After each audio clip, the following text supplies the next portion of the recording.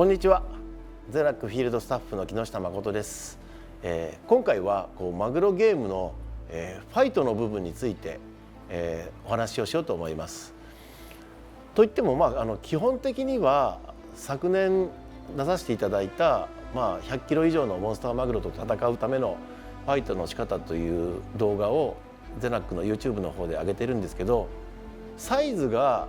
変わっても僕のマグロのファイトスタイルっていうのは実は全く変わらないんですね。30キロでも200キロでも同じことをやってる。根本的にはマグロという魚を相手にして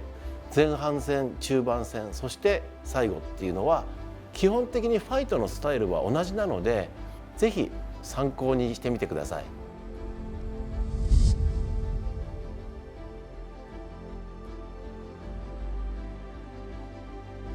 キャストしたルアーに大型のマグロがバイトをして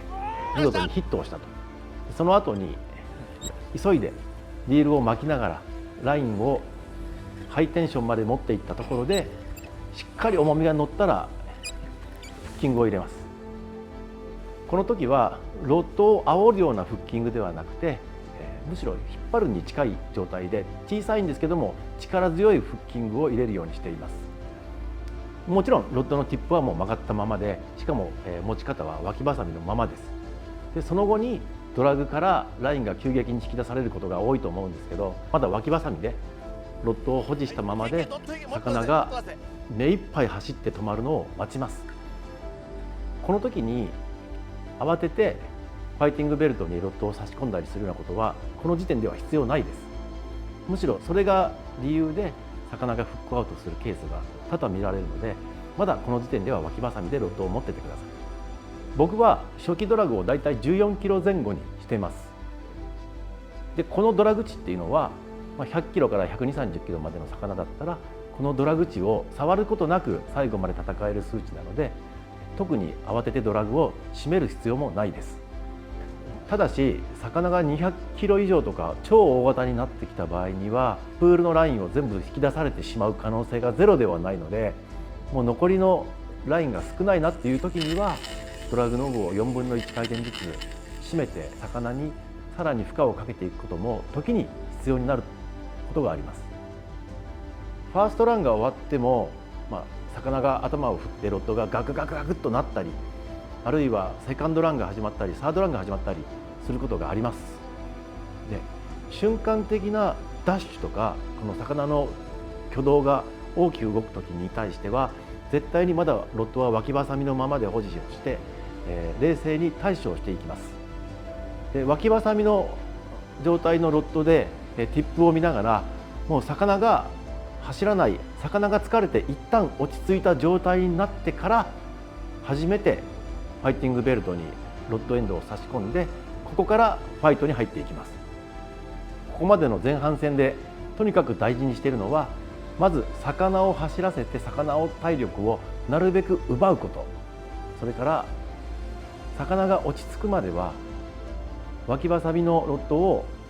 ファイティングベルトに入れるとかをしないで、脇ばさみのままで保持をしてファイトの前半をしのぐこと、この2つに集中しています。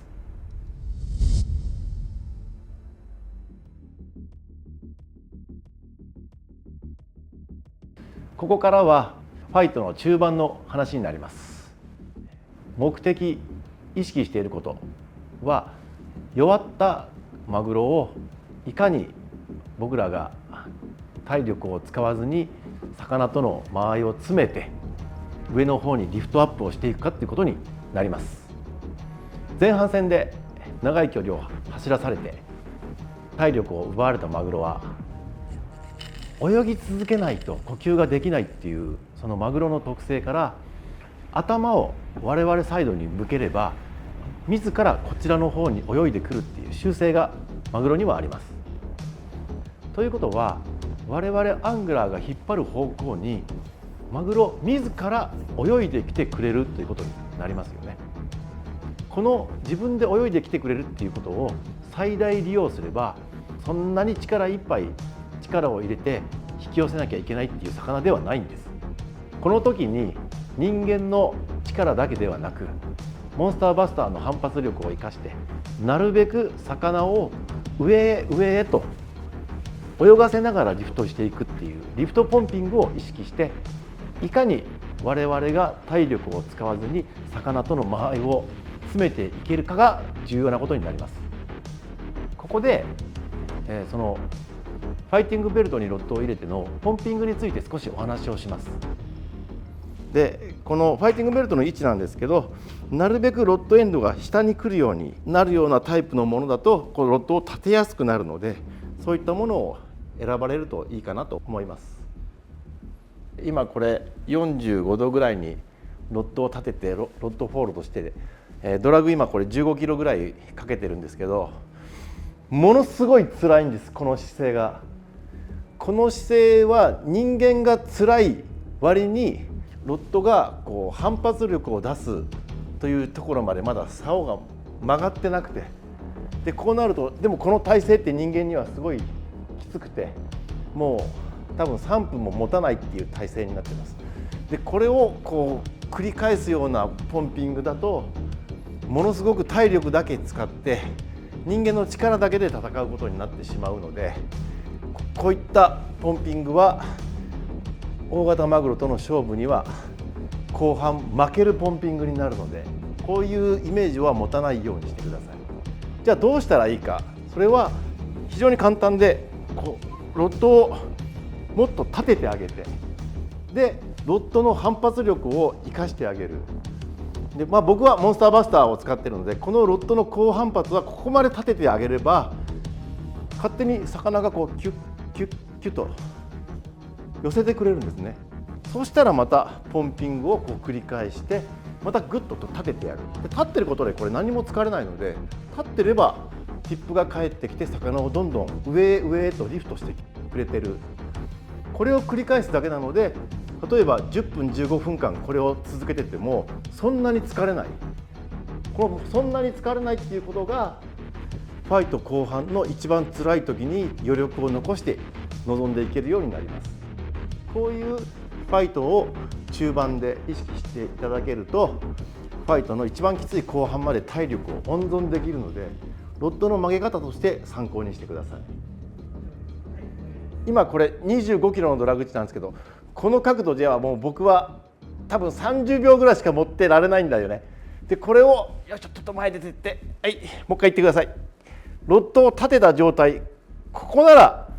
数分間はちゃんと耐えれる。このディープバイアスレイヤード構造で、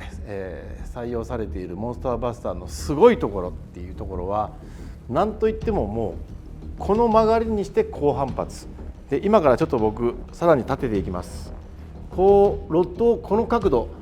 もう90度からマイナスまでいったところでも、しっかりとロッドが破断することなく曲がって、でなおかつものすごい反発力を上にこうリフトアップする反発力を生んでいて、でそれでいて持ってる僕自身がこれがそんなに辛くないっていう、この体勢ならもうずっといけるっていう、まさに人間の負担を減らして魚へのプレッシャーを高くするという、本当に夢のようなブランクになっています。これならやっぱり200キロオーバーも戦えるし、安心して挑めると思います。魚との間合いが詰まってきた時に、深い真下なのか浅い真下なのかはその最後の後半がものすごく変わります。ファイトの中盤ではロッドの反発力を生かしながら魚を上へ上へとリフトアップしてくること、これを一番意識しています。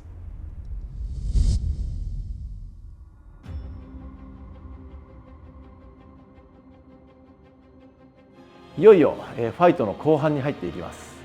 マグロとの距離が残り50メートル前後になったら、ここからが一番辛い時間帯が来ます。残りが50メートルを切ったぐらいから魚はロッドの先端ティップを円錐の頂点とした円錐の泳ぎをするようになります。船の下を回り込むという、だから船がこうやって例えばあるとしたら、この船の後ろの方まで行ったらまた前に来るという、こういう動きを繰り返すわけです。でこの動きをするマグロに対して船の上のアングラーがロッドを立てた状態でいるってことは、ものすごい高負荷が人間にもあるいはロッドにもかかってくるんですね。だからこそある程度の距離、本当40メーター50メーターぐらいまで近づいたところでもうファイティングベルトからロッドエンドを抜いて脇バサミに切り替えてファイトをすることが一番賢明だと思います。というのも、その目的として一つは船にラインが当たったりしない、いわゆるラインブレイクの危険性をより回避するためという目的でもあります。それからもう一つ、これは、特に女性だったり非力な方にとってその高負荷でロッドを立て続けることってもう至難の業になるんですね。なので、ロッドを下に向けたいわゆるストレートファイトというものがこの最終局面では非常に有効な手段になってきます。特に、螺旋を描いてマグロが泳ぐようになるので、船の自分の真下よりももっと船の後ろの方に魚が行った時にはリールを外側に向けてロッドをしっかり保持して耐える時間が増えてきます。と同時に自分の後ろ側から今度は前の方に来た時、この時には下を向けているロッドの真ん中から先端部分をしっかり曲げた状態でポンピングを続けていきます。でここでストレートポンピングってただまっすぐにしてファイトすればいいんじゃないかって思う方も見えますけど、単なる棒のようにもう竿をまっすぐにして引っ張るようではこれはもうほぼリールファイトとしか言えないので、ただ綱引きのように引っ張るんではなくてロッドの真ん中から先端部分をきちんと曲げてロッドの反発力を生かしている状態で魚をリフトするのがストレートポンピングです。これによってさらに魚との間合いを詰めていけますし、より安全により確実に魚を手元まで近づけるのに有効な方法です。いよいよ泳ぎ疲れたマグロがもうその全身が目視できるところまで浮いてきました。この時点でおそらく、僕も含めてアングラーの皆さん相当疲れてます。マグロも疲れてます。でマグロとのいよいよ距離が近くなればなるほど今度は船という障害物にラインが当たる可能性がどんどん高くなってくるんですね。なので早く上げようなんて思わずに確実にラインがどこにも当たることのないように魚の動向を見ながら水面まで落ち着いて引き上げます。わずか数メートル先でマグロが一旦頭を水面まで上げても船の方に泳いできた時にはまた少し潜るなんてことをおそらく何十回も繰り返します。それでも魚が一回ヒレをふわっと動かすだけでものすごい推進力が生まれて僕らは引っ張られることになります。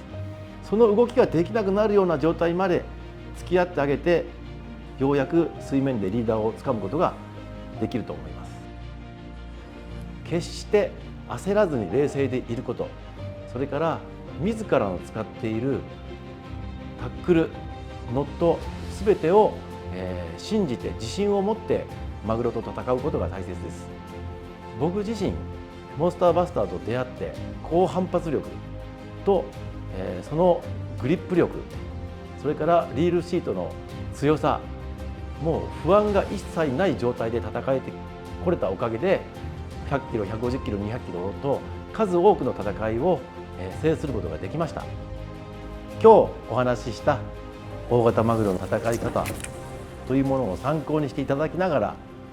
モンスターバスターを使って夢の実現をしてください。